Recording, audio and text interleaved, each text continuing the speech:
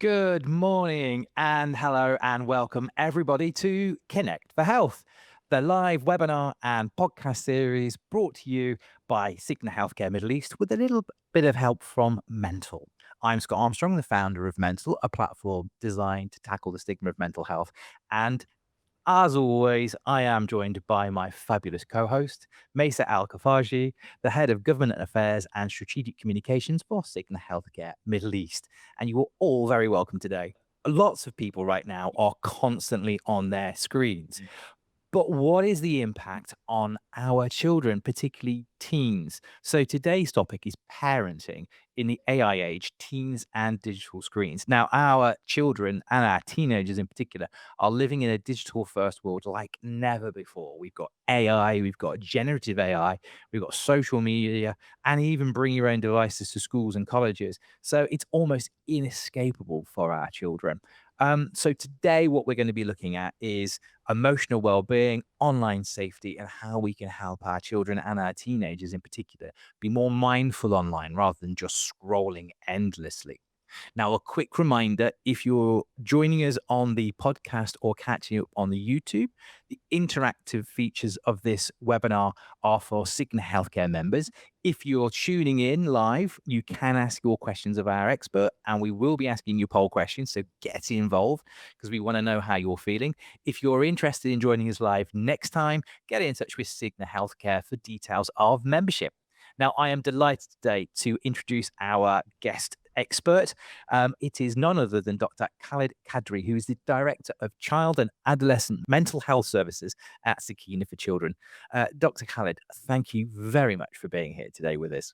We were just chatting, Maissa and I. If we start with the big picture and the context, when we look at our teenagers today, I guess the question is what's genuinely different for them these days? Because even in the last 4 or 5 years, technology's changed so much, and we've got constant feeds, we've got notifications, we've got group chats, we've got algorithmic content, and social media right now is difficult to navigate for everybody. So, what's the landscape look like for teenagers today? I think the thing that's been happening over the last, well, maybe more so in the last decade, for example, is this increasing intrusion and presence of technology in all our lives, both adults and young people. So it's not something that is strictly a young people issue.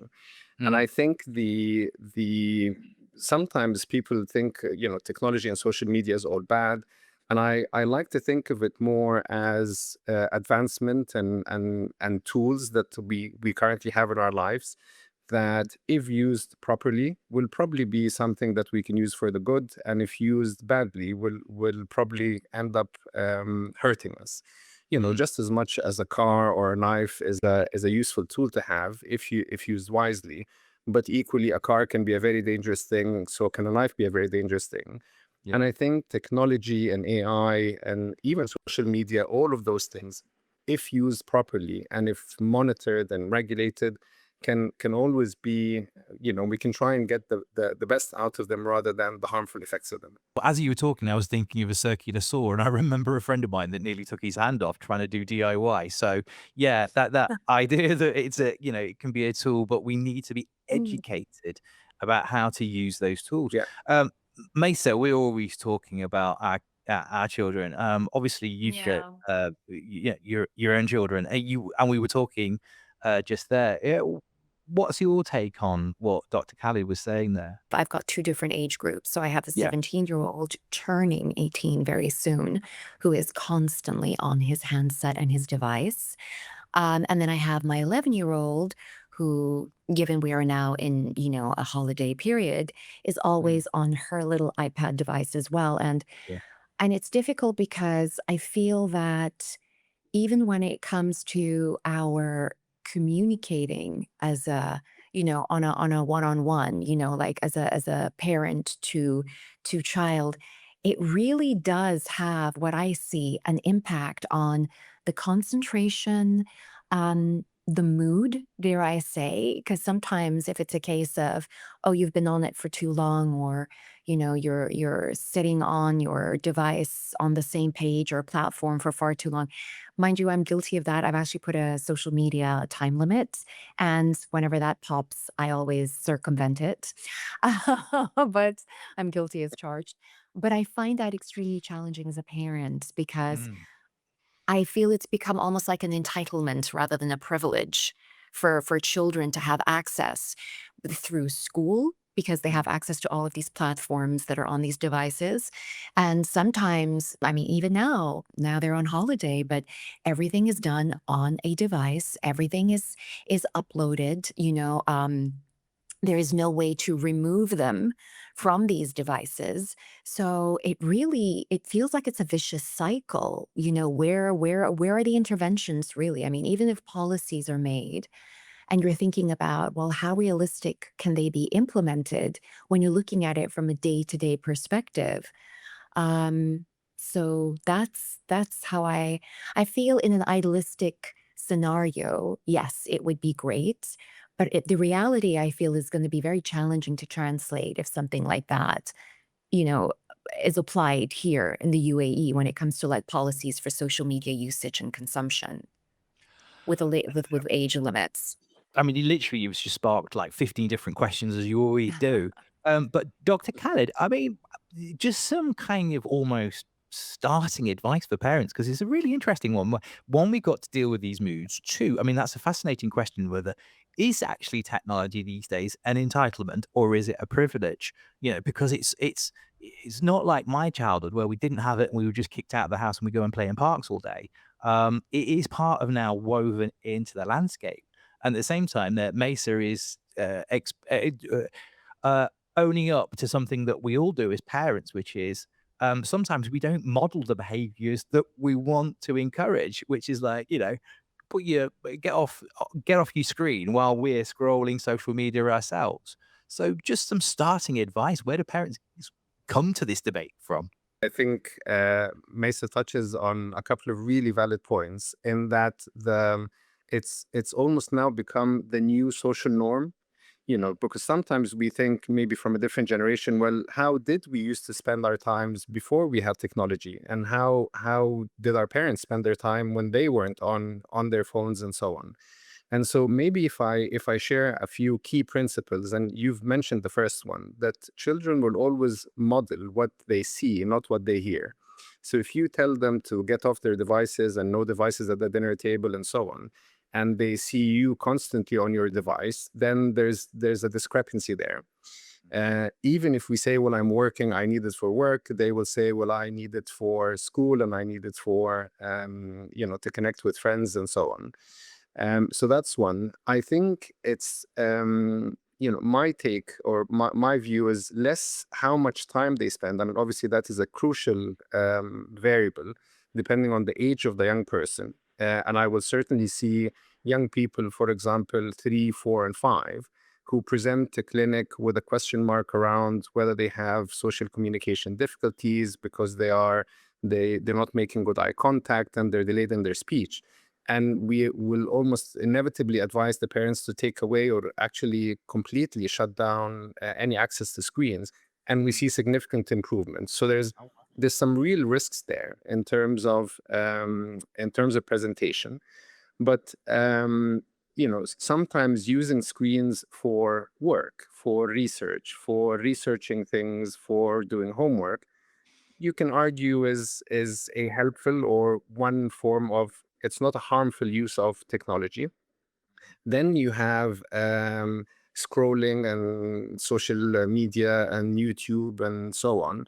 That sort of is next in line. And I think gaming then becomes the real baddie in that story. So I just wanted to make the distinction between when we say use of screen time, it's what are we using it for, in addition, obviously, to how much we're spending on it. So that's a second point. The third point is, children will always seek a bit of a thrill and a stimulation of some sort. So if I tell young people to put their screens down and clean the room, it's almost certainly not going to be, you're not going to win that battle. But if I say, well, put your, your tablet down and come with me for a run, or come for a walk, or come, let's bake some brownies or whatever, they're far more likely to warm up to that idea, because they're getting something out of it. So it's that question of, why or what do young people get from being on screens for all this time? I have a 14-year-old and a 10-year-old daughters, and I did a bit of research before coming on this talk, and part of it is staying in the know, fear of missing out, finding out what's happening, because it's the stuff that they then share with their friends in school, and they share with their friends socially, and so on. So yeah, I mean, I can get into a bit more of parenting techniques of how to get them off their idea of the technology. But I think understanding what is it that young people get from use of technology is going to be the key ingredient in understanding how you can then get them off it and how you can work around it. I think also, with lots of people working from home and also school holidays, some useful tactics, but I'm going to keep people waiting for that. So you stay with us, and I want your questions coming in. I Yeah. can see Ijaz has already asked us a question, and I will get to it, Ijaz. I'm just going to ask a few more questions, but please, we will prioritize your questions without being alarmist.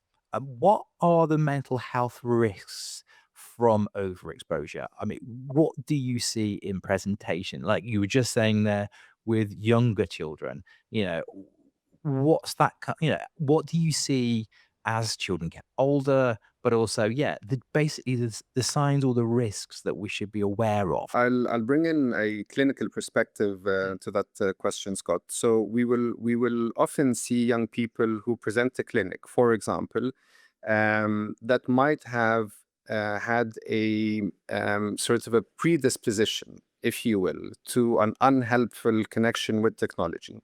So they might have some anxiety, some social anxiety. They don't particularly feel comfortable to hang out with their friends and go out and so on. And in that context, they feel a sense of incompetence and inadequacy on some level. And so will resort to withdrawing with their iPad in their room and spend all day playing games and having online friends, which is far less demanding from a social perspective. So there are some people who will already have a predisposition to that, young people who are maybe bullied at school or teased about their looks or their weight or their body shape. So there's a whole bunch of vulnerabilities that then almost nudge and push young people into the direction of seeking solace in technology. But there are also young people who are perfectly fine, who then might be tripped into some of the risks of technology. Now, the most classic one we see, as I mentioned, is for really young, like toddlers and preschool age children. Really sad to see. We've all seen that, those scenes in the park. There's lots going around, and the young person in their pram on their iPad just to keep them quiet. So Yes. we know, and there's lots of science that shows that people learn from interacting with other people. Even if there's stuff that can be learned through a screen, you really don't get facial expressions and emotional, understanding and the feel of the people around you if you're looking down at the screen. So we do see young people coming in with emotional dysregulation, not understanding facial expressions, not making good eye contact, some delay in speech and language development. For the primary school and the secondary school kids, we know that it has difficulties on emotional well-being. So unfortunately, there's a lot of, or some sites in social media will promote more sinister things like self-harm and eating disorders and so on. So that's always a risk that we will see. A lot of use, particularly when you're thinking of gaming, will almost certainly have an impact on focus, attention, concentration. Maybe if I explain it very quickly, what tends to happen if your brain is repeatedly exposed to a surge of dopamine hit that you get from the games that you play, that dopamine surge, the brain then tries to protect itself by lowering some of the dopamine receptors, which is the feel good hormone, if you will. And so when the young people then leave their iPads, or gaming or technology, they really find very little pleasure in anything else because there's been a down regulation of those feel good receptors. And then they become dependent on that form, on that source of dopamine surge, if you will. So that's why you find that they're desperately trying to get back to it. If you try and take it away, there's tantrums and there's crying. It's almost like withdrawals from any other drug that people would understand. So not being, alarmist, as you said, Yeah. but just to say that there are genuine risks of repeated and prolonged exposure to technology, particularly gaming is the most implicated. And those would be emotional difficulties, behavioral difficulties, cognitive difficulties at school with focus and attention, sleep difficulties, change of eating habits, change of relationships with family and with friends. So these are all sort of red flags that I think parents and people need to just keep an eye for. And then we can talk later of when they breach a certain threshold to then seek professional help. Actually, I think Ejaz, I think this is actually, Dr. Khaled has actually answered your first question, talking about the effect on, the negative effect on focus and motivation. And I can see you've added another question. Ejaz is very, very engaged, and he wants to dive into the predisposition to getting addicted to devices. He's read that there are some connections to gut bacteria, or can it be related to nutrition? Can it be genetic? Predisposition. I know I am ADHD, so I have that dopamine thing is real for me in that deficiency. But that's really, really fascinating. I'm gonna bring in the audience first, though, and ask our first poll question, because I think we're about to get into a really spirited debate and a conversation, and I want to get Maissa's thoughts, but we'll get the first poll of the day done.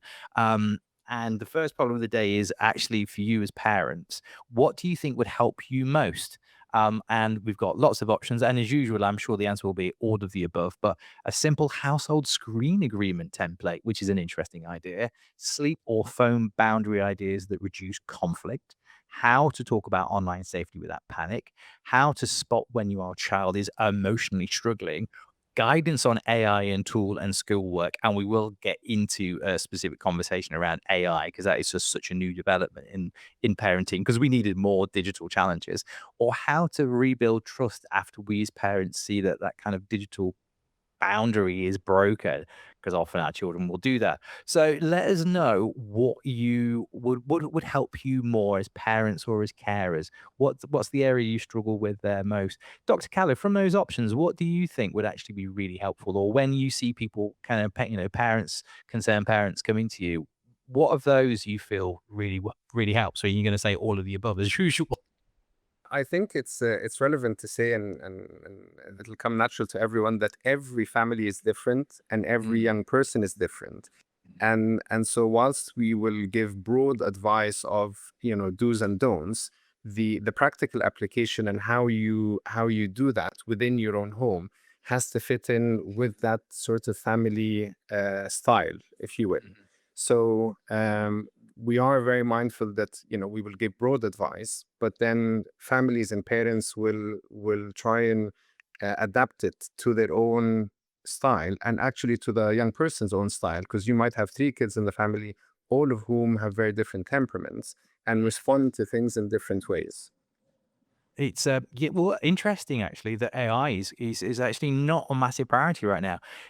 Sleep and phone boundary ideas that reduce Mm-hmm. conflict, which is a really good, I think, particularly for our teenagers, if we navigate to that, trying to get them off their devices and to actually go to sleep. I think that's a real conflict point certainly in our house when my boys were growing up. And then the second one is how to spot when my child is emotionally struggling. Maissa, as a parent, which of those would you have resonated towards? It's interesting because, prior to seeing what the poll results were like, I was, for me, really concerned about the emotional aspect, the dynamic, the relationships, because I know when you're dealing with children in a household with different age groups, we tend to kind of allow certain behaviors. So, for example, oh, they're going through their teenage phase, or it's the hormones, or it's the but then something like, access to a lot of social media, time on their devices, what Dr. Khaled was talking about with the effects of the dopamine, Mm. really does make one wonder about how does this translate into how they're doing emotionally and how they're able to address certain scenarios. So whether it's kind of friendships, fallout with friendships, bullying, all of the things that you kind of you grew up with, trying to have navigate around, growing pains and what it was like being a teenager, and obviously like a child, pubescence, and I feel that this just kind of like adds a complex layer. Um, and as a parent, sometimes I feel, am I doing the right thing? Am I doing too little? Am I doing too much? And then I look elsewhere, and then you see that some people are not that bothered, or other Yeah. people are really strict. Like they will completely withhold the devices. So for me, my priority is how it is affecting them emotionally. I obviously want their emotions and their nervous system to be as regulated as possible, and I don't want something to kind of, allow for this dysregulation on a daily basis. Thank you for that, Maissa, because I think so many parents out there will completely and utterly resonate with that. Like, how do we help emotionally regulate our teens? Particularly, like, I mean, this is an area as well, like, because when we grew up, we just literally don't have that. So while we might think, oh, yeah, well, they can just turn it off. And again, as Maissa was saying earlier, it's difficult enough for us to turn it off and emotionally Yeah. regulate, let alone our teenagers who haven't yet emotionally matured. So, for parents out there, what is the advice around supporting their children emotionally around this? Because it's not just a case of switch it off. I mean, I know in my household, like I'm a little bit more relaxed, perhaps sometimes too relaxed about it. Whereas my wife Christina is very strict, and she thinks that technology is not great for her, so she'll be really really controlling. Um, Sorry, that sounded more negative than it needed to be. But yeah, to get to my original question, because everyone on this podcast knows I ask really long questions. What's the advice for parents to help regulate their children's emotions? Mesa's triggered something and resonated with me. As a confession, I'll sometimes sit in clinic for families coming in complaining about their young people being on devices, and they have a much stricter routine and schedule than I do in my own household. So I'm like, I sometimes think, am I preaching what I'm not practicing in a way?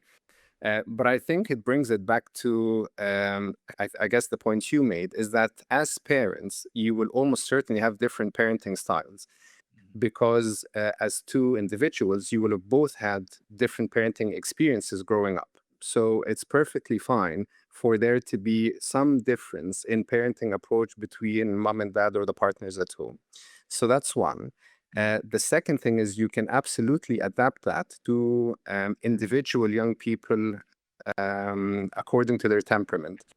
But by means of just really broad advice, there are, and I hope the viewers know the difference between reinforcing behavior and punishment, and with reinforcement, with it being positive and negative reinforcement. Mhm. But if I give a quick example, if you are a manager at work and you have someone who's not working, and your aim is to get this person to work harder, this is the behavior that you would like to see.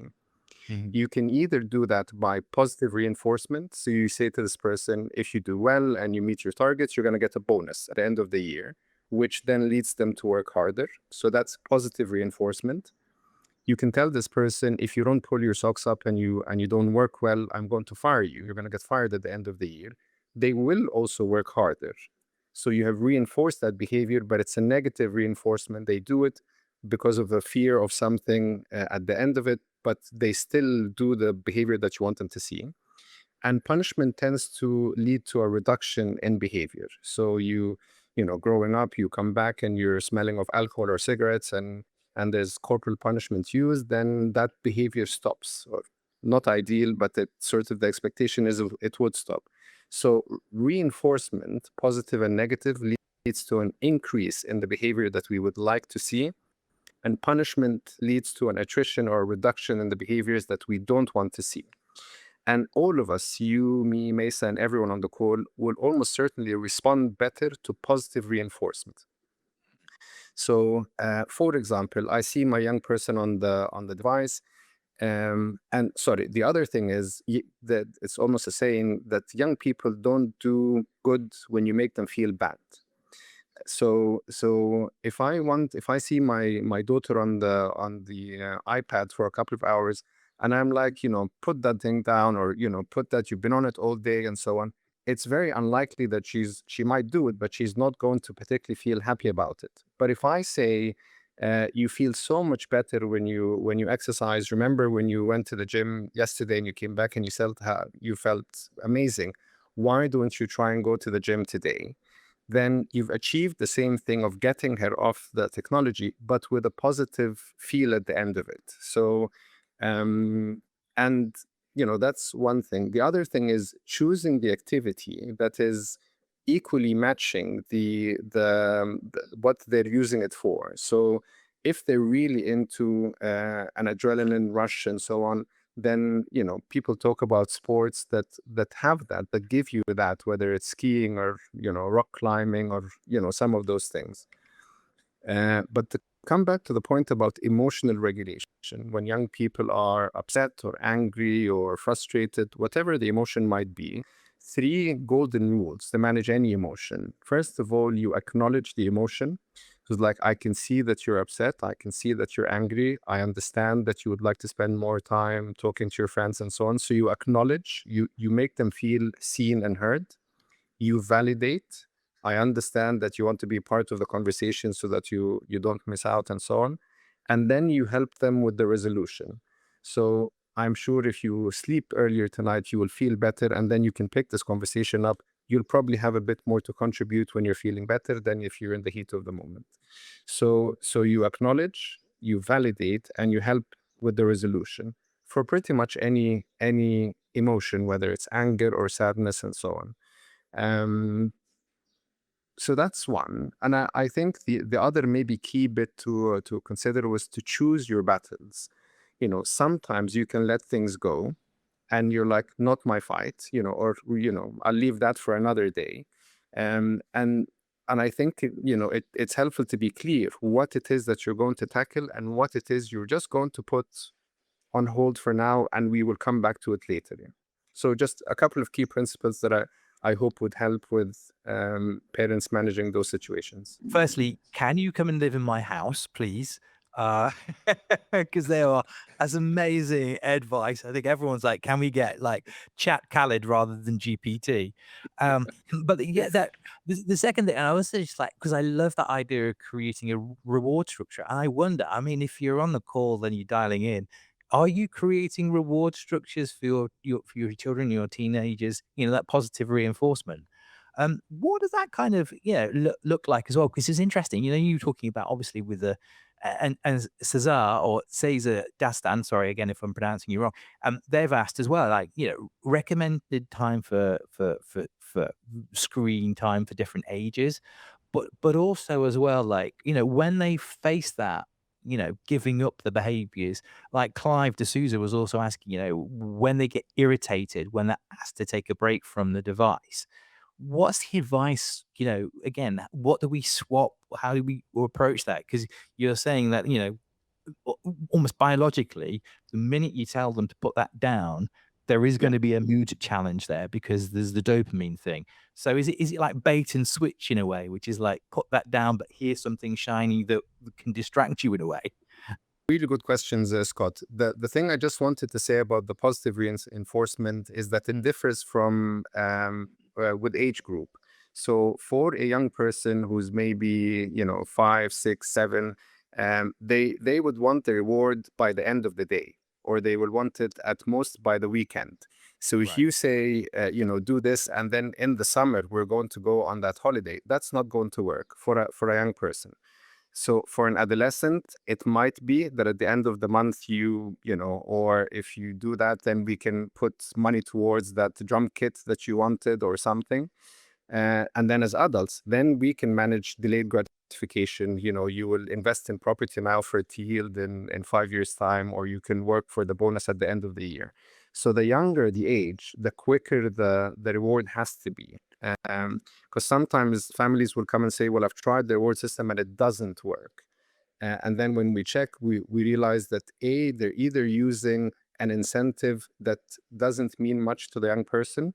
They might think, well, if you do that and come and have a walk around the compound with me, like the young person really doesn't want to do that. So there's no incentive for them to go off their iPad for that. So choosing the right incentive that is meaningful for the young person, and then choosing a time frame that is also meaningful for the age of the person. I'm going to bring Ijaz back in here as well, because you've answered half of Ijaz's question as well, another question, and I'm literally going to start going into a kind of audience question section. Yeah. But he was like, so he was asking around good positive reinforcement strategies. That's one. He also says, though, see parents using treats and screen time as a reward, and he's thinking that that's actually not a good technique. So screen time as a reward doesn't seem like it should be, or should it? You tell me. Yeah, yes and no. I mean, you certainly you should never use food as reward. So you shouldn't use, if you do this, I'm gonna get you an ice cream, because then you link food as a reward. So then that sort of takes it into a different way. But we can use that reinforcement again with positive or negative. That if you don't do this, then you get half an hour knocked off your screen time, for example. Or if you finish your homework, then I will. There's that concept of if then or when then. It's like when you've done your homework, then you can use the technology and so on. So I think whatever incentive works is the thing that you use as sort of leverage. Now, one thing I also wanted to say, Scott, for that, like any relationship, like in my relationship and yours and Maissa's and everyone listening, you have to build on the positive relationship first, and which then allows you to see through some of those challenges. So, and I'm talking sort of marital or partners relationship. The thing that sees you through the difficult times are the good memories and the good relationship that we have. So, and you bank those, so then it allows you to then go through the hard times when they come. If the relationship is constantly telling the child what to do and what not to do, at some point they get fed up because there is no quality time. And the reason I'm saying this is that I really want to emphasize families and parents really spending quality time with their kids, having a laugh out loud, baking and cooking together, having movie nights, being silly. And so when you have that relationship, when you then come to have a conversation with the young person of you need to come off your iPad, out of love, not out of control, they're far more likely to respond than if the entirety of your relationship is the policeman in the house. I think every house needs a Khaled, don't they, Maissa? Fantastic They do. advice. Yes, they do. In fact, it's really interesting that, we ended up here at this point, because I always go back to that kind of mental struggle that I have in my head when I'm trying to put my point across, especially to my older child, and give them a sense of, it's not that authoritarian. It's rather like meeting them at the same level to a degree. And for example, when it came to things like education and spending time studying versus the number of hours I have felt he was gaming, all I could say was, I'm giving you full trust and accountability and responsibility for the outcome of your exam results.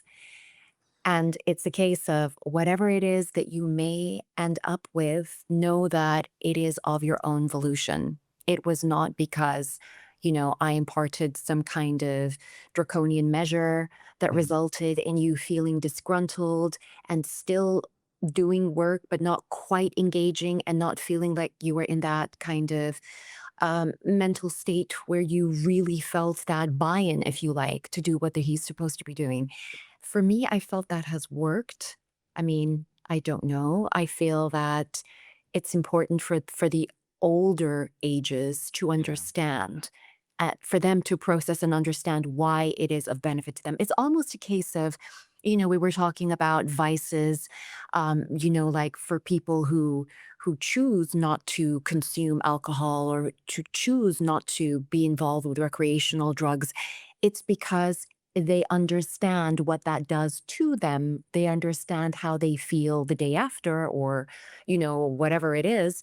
So it's, for me, I feel it's fundamental that they, to some degree, process and understand it, and that the accountability is also somewhat given to them. With the Mm. younger children, of course, that isn't so much the case, but I would be love to hear what Dr. Khaled has to say about that. I have to tell you, Maisa, part of growing up as a Mm, normal part of development, I'll sometimes get young people, families coming in and saying, he's lying to me or they're keeping secrets from me. And mm, I'm like, you must have forgotten how it felt like to be 16 and 17. I lied growing up. I had hid things from my families. We all did. It's part of growing up. And the almost the job description of adolescence is to push the boundary. So that your job description is to set boundaries, their job description is to push against the boundaries. It's that bit, the separation that happens of I'm, with the respect, I'm still a member of the family, but I'm also my own individual person, and I can decide what music I'm going to listen to, what I'm going to wear, who I'm going to befriend, and so on. So that individualization or individuation, if you will, comes with pushing back against some of the boundaries that we have. And your style works perfectly well because you're true to yourself and it fits in with your family. um I sort of hear this, the feedback that I get sometimes with my kids is, you don't understand. You're kind of, mm, because I'm now, the uncool dad who's a generation apart, who's like, you just don't understand. So I try and tell them that when I'm giving advice, it's not because I know more, it's because I've lived longer and I have made more mistakes than you have. So I'm just trying to get you not to make the same mistakes I did. So it doesn't come from a position of I know it all, but it comes actually showing a bit of vulnerability of, I have made much more mistakes or a lot more mistakes than you have, and so I'm sharing my experience so that you don't fall in the same mistakes again. mm, Um, and the last thing is, I remember growing up, before technology, where we would learn about life from, and I think it's something the UAE does really nice, and certainly growing up in Egypt, you just sit with the family and you'd listen to the elders talk about stories in life and relationships, and who has done what to who and so on. And so you learn through stories. I suspect it's what happens here in majlis settings. mm, And so when I sit with my dad and my uncles and their friends, I would hear how they, and I would learn from those stories of how to behave. And he wasn't right when he did this because of that, and so on. So I will often share stories with my kids of something related to the thing we're talking about. And I would say, oh, I remember this one person I trained with in the UK, and he does. And so they're much more interested to hear, to learn the values from a story about someone else than when it is a direct confrontation to them of, you need to do this to be able to get into a good university. Da, da, da, da. It sort of deflects away and allows them the time to then listen to it as a narrative of someone else, and then they mm, distill the values themselves. We could perhaps go down a bit of a rabbit hole as well with, we've got lots of expats in this point where that extended family actually isn't physically there as much. So, children aren't exposed to older relatives as much because of that. But I think that's a really important issue in the year of family. I'm going to bring in the second poll, and then thank you for being patient. I'm really going to dive into some of the audience questions as well. But if we talk about the second poll, just to get an understanding, which are your biggest concerns out there? So hopefully, here we go. Yeah, what's your biggest concern right now around digital? Is it screen time and boundaries? Is it social media content and comparison? Online safety and privacy, mood, anxiety, or confidence, sleep, late night scrolling, AI tools, and schoolwork. And finally, we have a G, all of the above. And I'm going to reckon that G is going to be the most popular answer. But try and laser focus on the thing that's causing you the most concern. I'm really interested to know out there. Um, AI in schoolwork. That's an interesting one because that didn't really crop up on most people's radars in the first poll, Dr. Khaled. But one question around that. What do parents need to know, though, about AI right now? Because we see children and particularly teenagers, and I know, I mean, I often describe ChatGPT as my best friend, and that's sadly very true. Um, it's not just now about Googling for an answer. People are using it for stress relief. Teenagers are almost saying that they're having genuine conversations now. So what do parents need to know about AI, that it's not just a search engine, or it's not just a social media platform? So I was going to say it's a really tricky one, Scott, because the notion is that AI knows it all. And so you don't Mhm. question, there's no critical thinking around what you get. And so there's always a risk that you will take what you are given as truth, or as the right thing to do, which generally then leaves young people in a vulnerable position because then they will believe everything that comes through. Now, I've tested ChatGPT in a few things in my field of work, and it gets it pretty much right, but not always right all the time.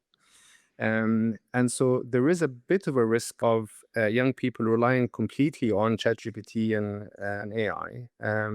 I have a couple of friends who now talk to ChatGPT on their way on the drive to and back from work, and they've essentially said ChatGPT is now their best friend, and they know all the relationships. I think maybe there hasn't been enough longitudinal years for us to find out the effects of that. But I think it's a question of balance. If I use it for a specific task and I can validate some of the things that I hear from maybe asking my parents or researching different sources, then maybe it's not a bad thing. If ChatGPT becomes my world and this is my go-to for relationship advice and for advice on what to do and so on, then that's really not a helpful way of doing things. I might, if we have time, share an example of where this has gone a bit too far, where there's concern now in the scientific community around how far this might go in the years to come. Yeah. Yeah, shoot. So this was a story of a company in the U.S. where, say, for example, someone's father passed away. What this company then provides is uploading everything to do with this father onto this cloud. So photos, graduation, YouTube account, TikTok account, Facebook, everything onto that cloud. And then it sort of downloads, and as a grieving son or daughter, you then have an Alexa equivalent in your room. And so when you come back from work, you hear in your father's or in your parents' voice, how is your day been? How is it? Tarara? And because it's the same voice, and because they have knowledge of everything, it feels like it's real. Now, what it sometimes does is gives you live feedback from the current. So, for example, you haven't checked your Facebook account to know that your aunt has sprained her ankle and is hospital. That entity would then say, give your aunt a call because she's in hospital and sprained her. So you're almost bringing to life someone who has passed away 6 months ago. And then it becomes a sort of an entity in your life. The problem then happens when your friend also loses a parent, and then they also upload their parent onto this cloud, and then those two virtual entities then start to talk to each other. So you would come back from work, and that entity who was your father would say, "I was playing bridge with your uncle Tom, and I beat him again, and you know how he can be such a sore loser. Remember the time we went fishing in the lakes, and I got a bigger fish," and so on. So those two virtual entities who have passed away 6 months ago are now interacting with each other and using the information they have to then give live feedback to the people living, in the present. And it's all wrapped up and very wrong. There was, and this was presented once in a technology conference, and there was a very heated debate, as you can imagine, over that. So I think the risk is that where do you draw the lines, and where do you then cross the boundary of ethical, and how do you then, safeguard people's well-being and mental health in a future that is going to look very, very different very quickly to where we are now. Mind blown. I'm going to have to turn to the audience questions just because I've got no processing space left in my mind, because that is just unbelievable. I'm going to kind of roll through questions now. Zayn has asked a couple of questions. One, should shorts reels be banned from younger children? And a second follow-up question, very difficult to maintain that quality time with teenagers as they tend to spend time in their rooms or with friends on screen. How do we maintain this relationship and trust during that age? I remember with my boy, as he was growing up, it was kind of like, I think we learned to lean in when he came out of his room and take advantage of those moments rather than try and force it. But what's your advice around that? 'Cause that's a really great point from Zona. The first question is a straight yes. I think the short reels are just sort of, they can be banned. They don't serve anything at all. That sort of scrolling of a couple of seconds for each thing is really harmful to the developing, brain of our adolescents. So I don't think shorts should be in the equation. If they want to watch something, and I remember sending someone, they said, "Oh, it's 7 minutes long." I'm like, what's wrong with 7 minutes long? If you can't watch something Yeah. for 7 minutes, we have a serious problem here. Now, engaging teenagers, I think will really have to will differ on the style. I can share my experience and maybe some of the stuff I use, and one of it is to try and enter their world. So, for example, they're listening to music. I'm like, well, go on, let's play your music on the car journey somewhere. I'm like, and who's this? And I used to listen to that. And you'd get a conversation going around the neutral stuff, which then allows you access to the more meaningful stuff about relationships and emotions and so on. The other thing that I do is that I model, and particularly with teenagers. So I would say, I've had a really tough day at work today. My boss is doing this, and I would explain a certain dynamic, and they would genuinely then jump in and give me advice. And through that advice, I then understand how they see the world and how they understand relationships. So almost putting yourself in a position of, you're not the know-it-all, but actually a fresh perspective would help, and just to get their advice. They're more than willing to then share their opinions and things. But through that, you understand how they're feeling, particularly about relationships. And yeah, I mean, those are the really basic things I try and do. And then we try and do quality time. I will do it on their terms. So, if it's playing a game, if they're constantly playing a game, I'm like, oh, I bet I can, kick your bottom in that game. There, of course, you kind of like, here, show me, and then we'll sit and try and play. And so it's a bit of just trying to, again, like I said, get the quality time in, and then through that, if you keep the communication channels open, some of the stuff will seep through in between, rather than a direct, tell me about your day, and how are you doing with this relationship, and so on. There was another great podcast we did as well a couple of months back actually, about resilience. And I remember one of the speakers on that one, and check it out on Connect for Health on the YouTube channel, was talking about, because obviously sometimes there's a lot of parental guilt as well about the time we spend at work. And the point being that it's not necessarily about the quantity of time, but it's the Yeah. quality of the time. And are you fully present in that time rather than being distracted by your own mobile phone and all that sort of thing that's going on? Are you leaning in, taking an interest, like you just said? That was exactly what I was thinking when you were saying that it's the leaning in, because we see it from our perspective and we carry our own guilt. So we're always thinking, oh no, we need to knock on their doors. We need to ask them how their day is, even if it's kind of like abrupt, short answers. But it's also being there when they choose to come out and they choose to want to kind of talk about something. Even if you're thinking, oh, I really don't want to talk about this right now, you put that to Yeah. one side and you absorb it. Yeah. Really good question from Grant here as well. And he says, our daughter's 5. We went to several high tier schools, and all of them bragged about their utilization of iPads. And I know this is something my wife very, very much railed at.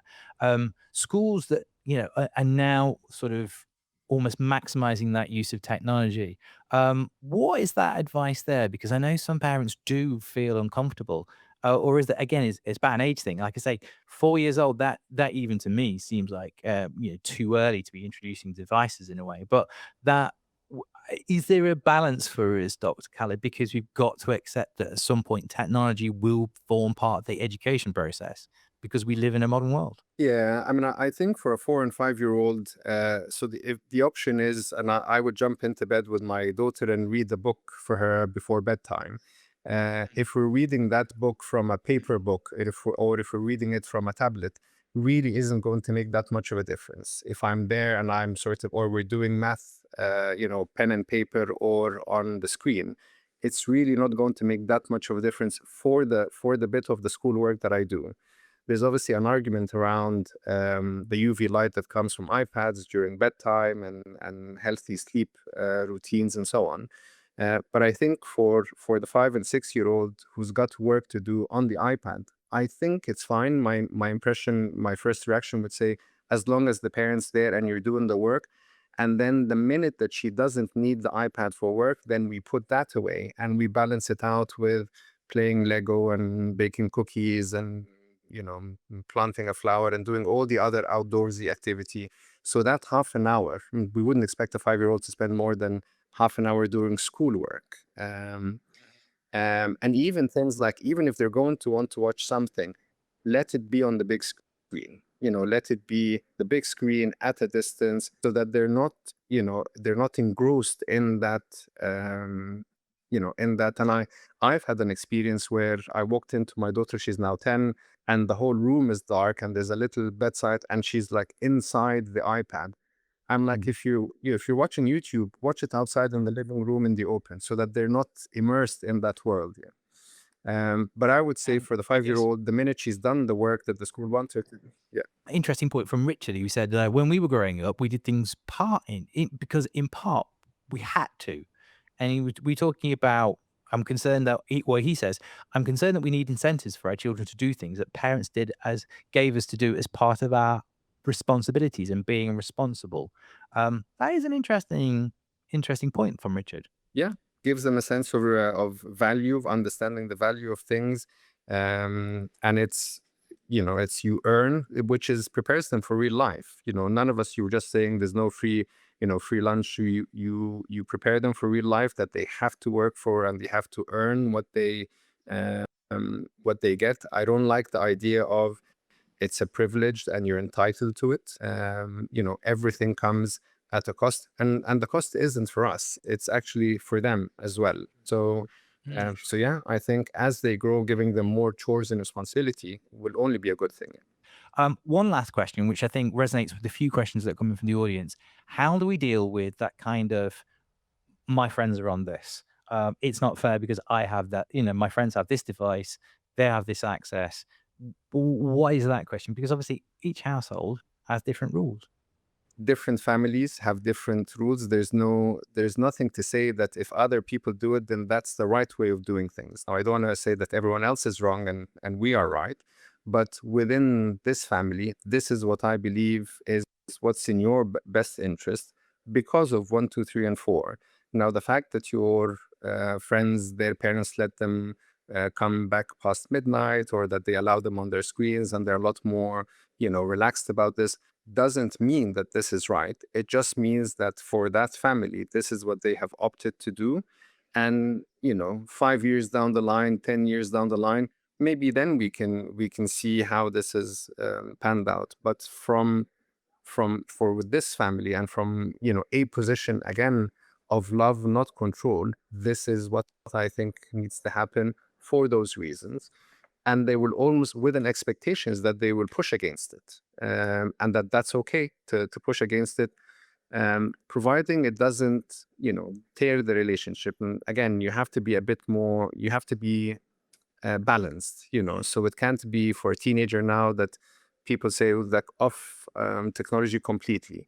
You can, but this will come at a cost of the quality of relationship. And my experiences, adolescents will always find ways to outsmart parents to get what they want at the end.